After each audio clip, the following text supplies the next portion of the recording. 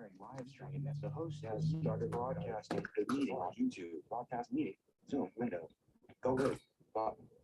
You are currently on the button inside of web content. To click this button, press Control Option Space. To exit this web area, press Control Option Shift up arrow. YouTube video player F2 group 90%. 90%. Hello, how are you? Welcome to Saradivinelyyou on YouTube. Welcome or welcome back, whichever the case may be, coming to you from the patio yet again. So this is my second full day here, and I'm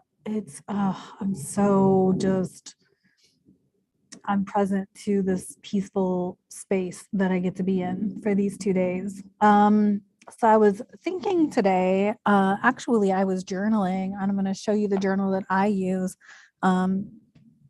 I'm currently using, like, I have like typed journals. I have multiple typed journals on my iCloud drive that I use frequently, but I've also been using this Hearts Unleashed guided journal from Hearts Unleashed by Abigail Gazda, and I love it. I'm so in love with it, and I'm not normally a fan of printed journals. Normally I have a hard time reading them because they have, like, you know, especially if they're more feminine, they have more frilly fonts and lighter text colors, and I can't function with those. And large print ones just feel so I don't know, large print ones kind of feel gross. They're usually pretty bulky, and this one's kind of bulky, but it's actually got a lot to it, so it balances itself out. But so this is the one I've been using for written journaling, but I do have multiple typing journals on my, like I said, on my iCloud drive, so I can access them from my laptop or my iPad. So I kind of wanted to talk about journaling, because what occurred to me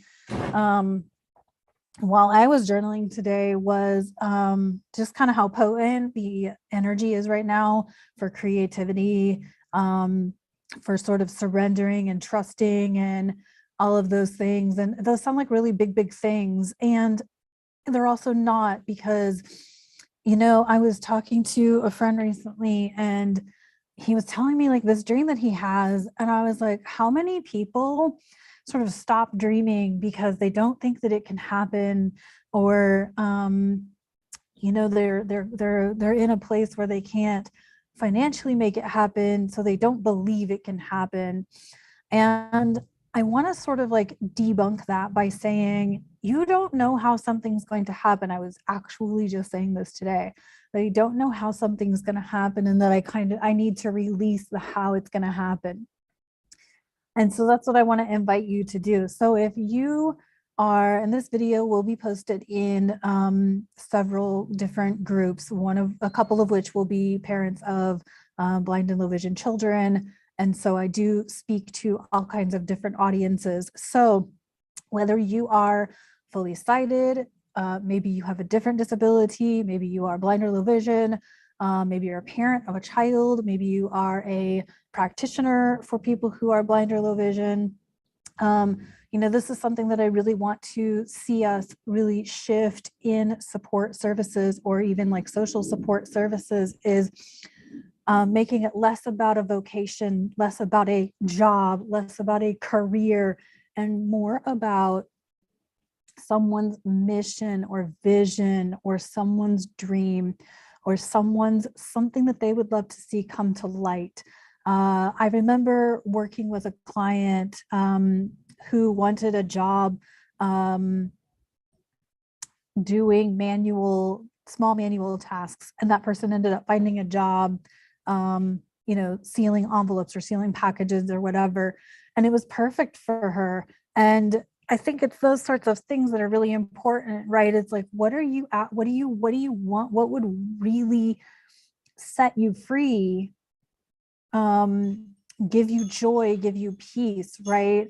I think there's like this fallback of like, people who are blind or low vision should work in something that requires tech, or, you know, whatever. And that actually could be the worst thing. Like, I worked in tech and I hated it. But then I talk to people who, you know, they want to build a community that sort of supports, sustains, and integrates people who have blindness, low vision, or any other disability, like integrates them back into society, right? Or into the community or whatever, by building them the confidence, right? By giving them jobs, and whatnot. And so I really invite you, I put some journaling prompts in the description box below, and I really invite you to encourage yourself, encourage your children to sit down and really like think about what would bring you happiness and joy.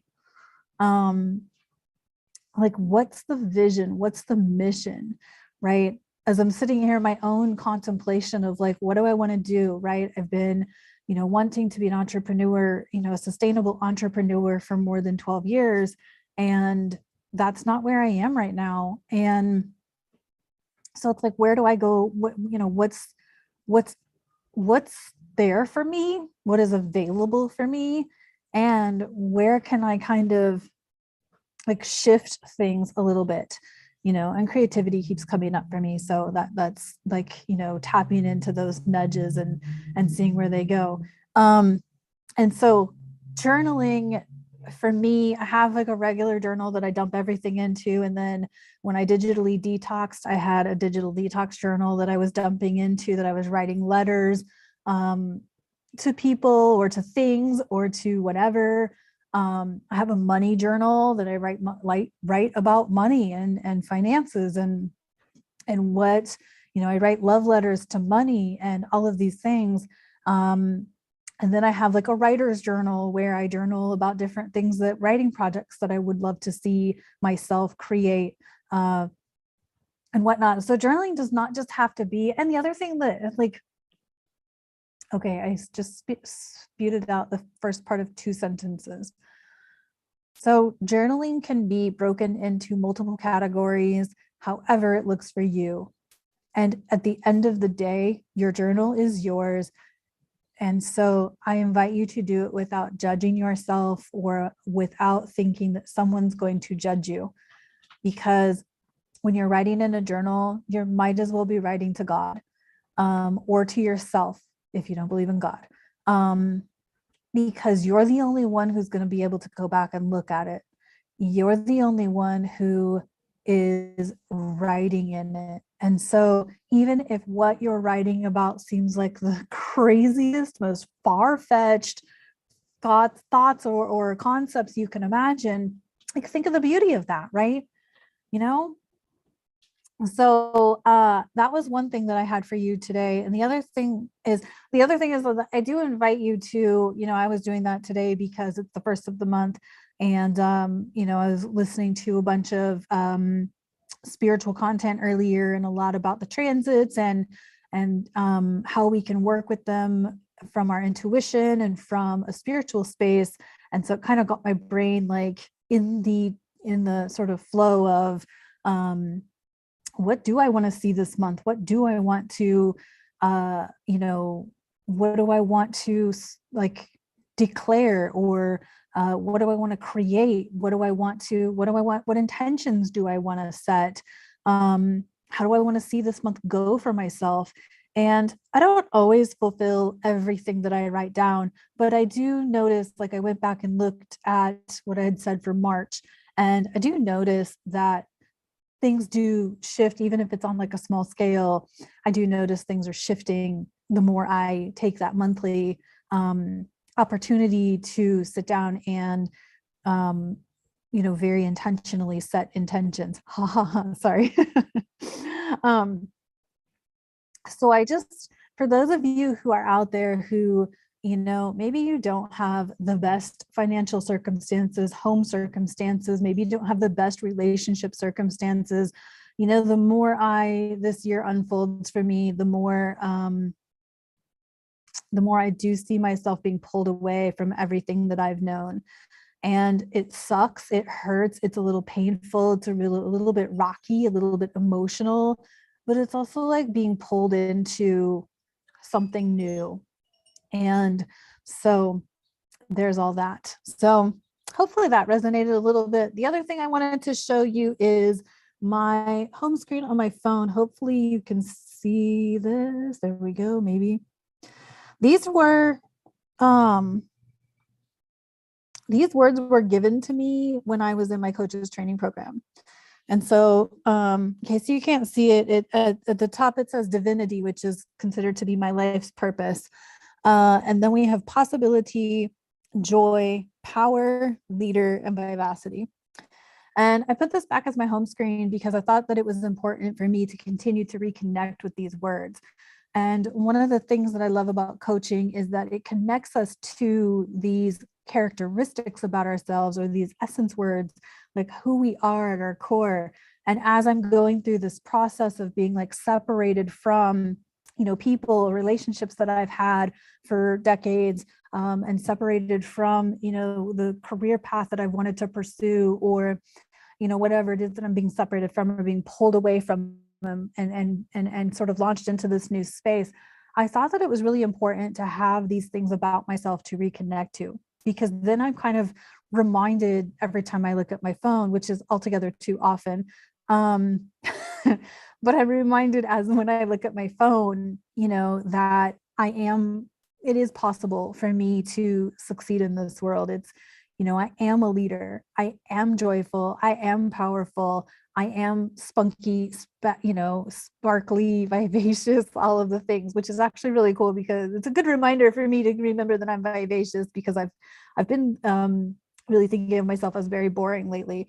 Even though I chose adventure for my 2022 word, I have felt very much like I'm like such a boring person all of a sudden.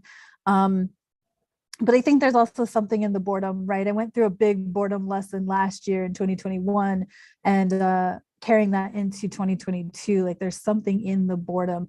There's something in the slowdown. You know, it's an opportunity to learn. It's an opportunity to get skills and practice things and whatnot. And so I'm really feeling nudged to get creative and to really work on some art stuff and crafty stuff, and drop the judgment that being a crafter is you know, for something to be, I don't want to say frowned upon, but like, am I really an old lady who crafts? And I'm not an old lady, but I am someone who crafts, and I do enjoy it quite a bit, and I do take pleasure in it. So, and you know what, that's okay. We get to take pleasure, right? Our sacral chakra is our pleasure center, whether it's sexual, artistic, or otherwise. It is our pleasure center. And so we do get to have those things in life. So journaling, I highly recommend it. You know, I recommend it as often as possible. But the reason that I brought it today is to think about, like, once a month, like check in with yourself. Like what are your intentions, and what are you actually like mindsetting, like shifting in your mindset, or taking action towards, like the things that you really want to execute in this life. And so journaling prompts below. Thank you so much for tuning in today. It is such a beautiful day. I've been sitting out here for a long time working on journaling, and then I was crocheting, and I really think I'm going to sit out here tonight and watch Top Gun. I have been wanting to watch Top Gun all week because apparently it was the 39th anniversary of Top Gun, and it is my favorite movie, next to Adventures in Babysitting and Back to the Future. Top Gun is still my favorite movie. Multiple reasons. Aerial shots of cool jets, which I really like, and they weren't CGI. I don't think they were CGI. I don't know. That's a great question. But hot men playing volleyball with shirtless? Okay, yes, please. And then just the underlying storyline of Maverick, and, you know, him, you know, getting himself back up into the sky after a devastating loss. So if you've never seen Top Gun, spoiler alert, I just gave it all away. It's a hot movie. I highly recommend it. Okay, so enjoy the rest of your Sunday, and